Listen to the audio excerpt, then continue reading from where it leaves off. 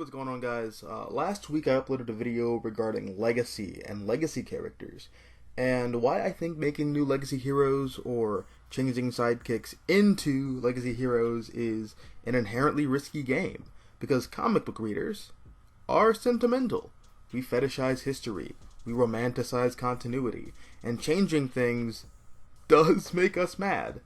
But like I said in that video, and I'll have a little icon so you can check it out in the right top hand corner, comic book readers, actual comic book readers, not pop culture heads who react to everything in the pop culture zeitgeist and a lot of times project political ideology or in some cases insecurity onto said thing in pop culture that people will care about and then forget about in the span of a month. Comic book readers are often more than willing to allow things to play out, even if they're doing it begrudgingly.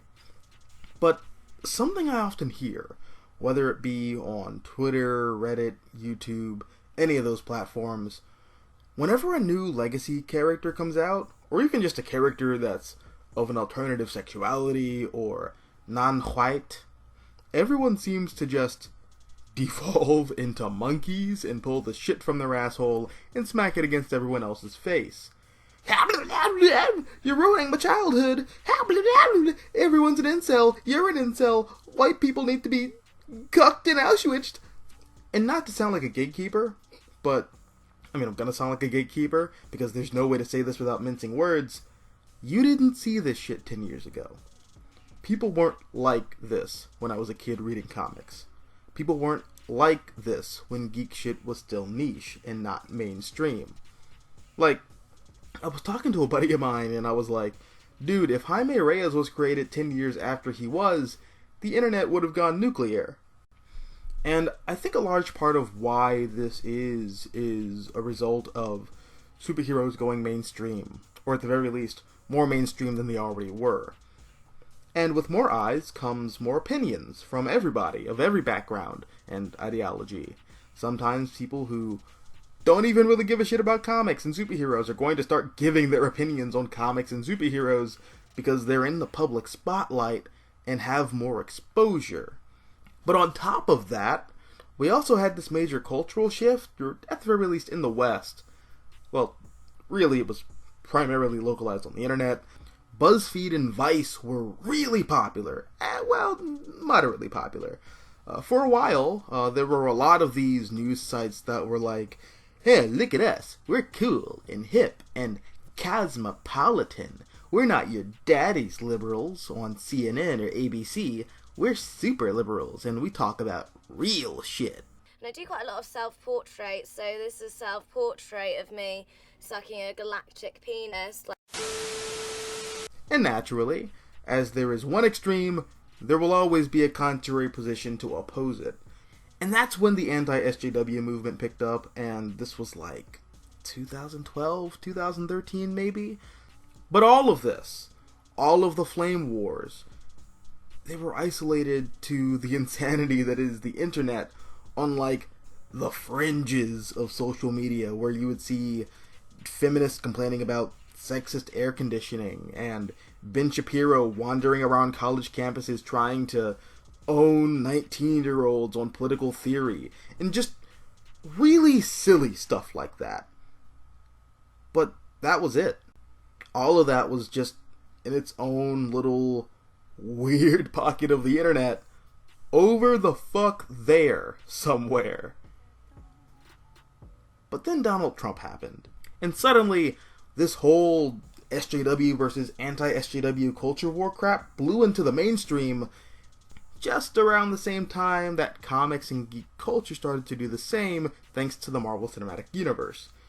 Among other things, but mainly the Marvel Cinematic Universe.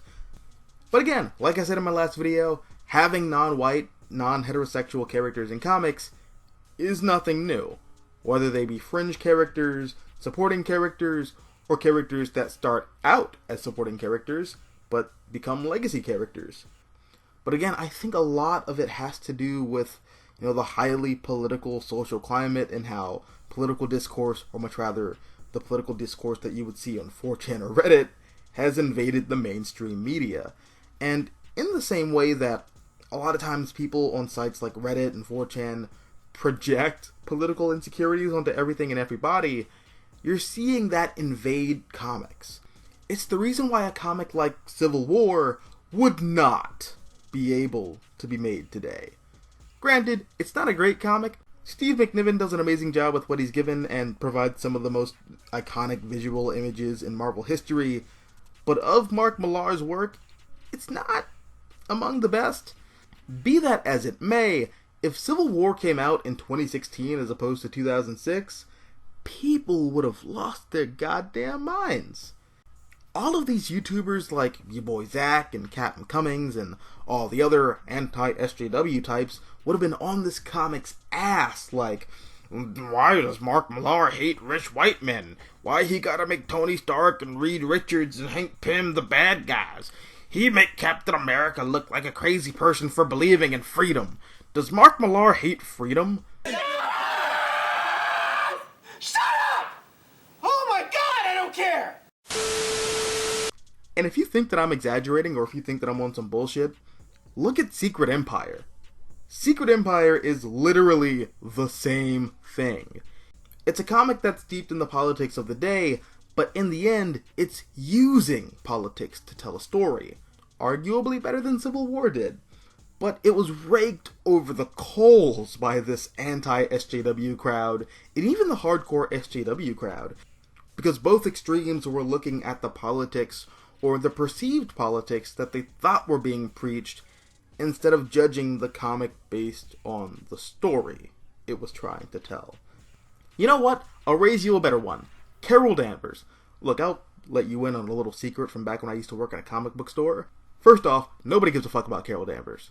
At least comic book readers. MCU fans might. Then again, MCU fans will swallow anything that Disney ejaculates in their general direction. But as far as comics are concerned, comic book readers don't care about Carol Danvers, and the sales reflect that.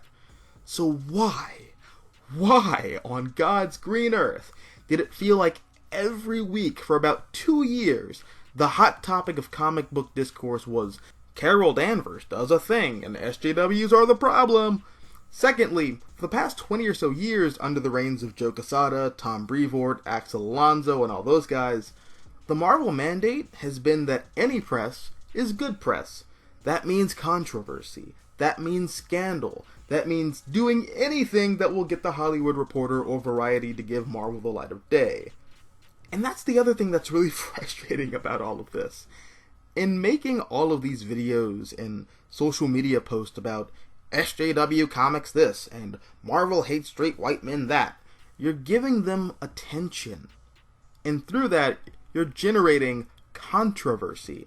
And because you're generating controversy, you're making status quos like Carol Danvers as Captain Marvel stick around.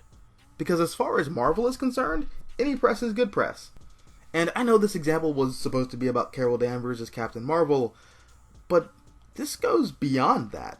But going back to just Carol for a second, I find it really funny that if she was given a status quo change and an ongoing Captain Marvel book in the same tone and style with the same quality of writing as Kelly Sue DeConnick's original run back in 2004, well then nobody would have cared.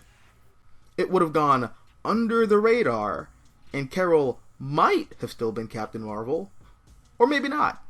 Regardless, she wouldn't have been put back into the spotlight. She would have faded back into obscurity.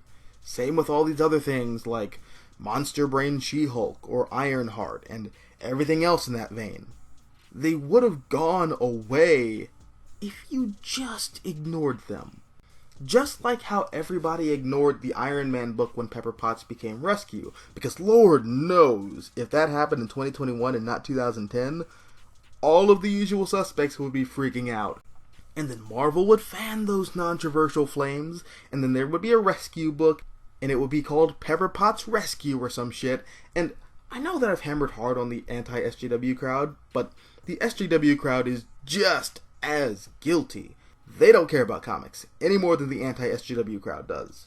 They just want likes and retweets so they can build clout. Sorry, nerds. Batman's black now and you have to deal with it. Okay, well, one, people who write articles and Twitter posts like this you were never actually going to read the book. And 2, maybe in that one Batman book, Tim Fox's Batman, but it's still Bruce Wayne and the other 5,000 Batman titles that DC is overpublishing. So, why the bait? What are you doing this for? What are you trying to prove, and to who? That superheroes can be people of color, or LGBTQ, or whatever?